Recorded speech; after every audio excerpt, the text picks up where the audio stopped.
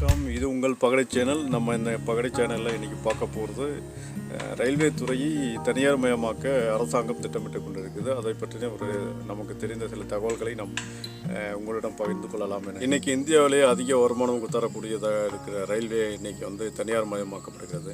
என்ன ஒரு விஷயம்னு கேட்டிங்களேனாக்கா, ரயில்வேயில் அனைத்து சம்பந்தப்பட்ட அனைத்தும் பார்த்திங்கன்னா அரசாங்கத்துடைய சொத்துக்கள்.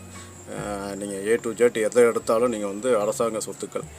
2007 லல்லு பிரசாத் யாதவ் பழந்தின்னு போட்ட குட்டை தான் இன்றைக்கி பார்த்திங்கன்னா தனியார் மயமாக்கப்படுவதற்கான தூண்டுகோலாக இருக்குது. அதாவது முதல்ல பார்த்திங்கன்னாக்கா அதில் இது கேன்டீன் ஆகட்டும், கிளீனிங் லேபர்ஸ் ஆகட்டும், மற்றும் பல மெக்கானிக்கல் ஒர்க்குகள். ரயில்வேவில் இன்றைக்கி பார்த்திங்கன்னாக்கா அனைத்து சொத்துக்களும் பார்த்திங்கன்னா அரசாங்கத்துடையது.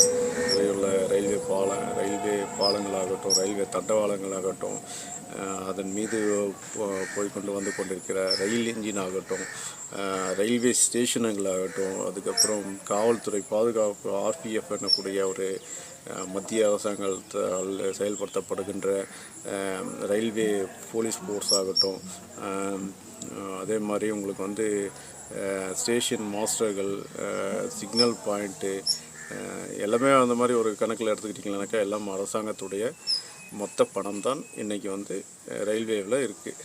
மொத்தமாக 1750 ரயில்கள் இயக்கப்படுகின்றன, பயணிகள் ரயில்.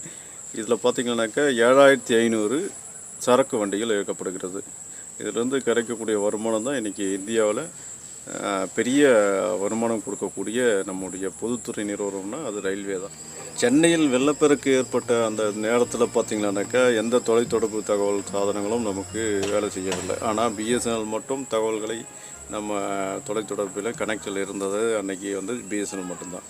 இதில் பார்த்திங்கன்னா சேவை மனப்பான்மையோடு செயல்படுவது அரசு பொதுத்துறை நிறுவனம். சில மாதங்களுக்கு முன் வடகுடா நாட்டில் ஏற்பட்ட போர் சூழல் காரணமாக நமது மக்களை மீட்டெடுத்து கொண்டு வருவதில் நமது ஏர் இந்தியா நிறுவனம் பேருதவியாக செயல்பட்டது. இதுவும் ஒரு பொதுத்துறை நிறுவனம் தான். இது பொதுத்துறை நிறுவனமாக இருப்பதனால் மட்டுமே அந்த சலுகைகளை நம்ம பெற முடியும்.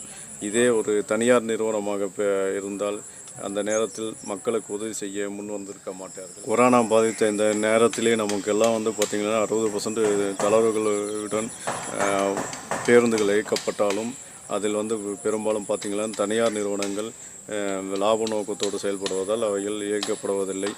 அதே நம்முடைய பொதுத்துறை நிறுவனங்கள், அதாவது அரசு பேருந்துகள் இயக்கப்பட்டுத்தான் கொண்டிருக்கின்றன.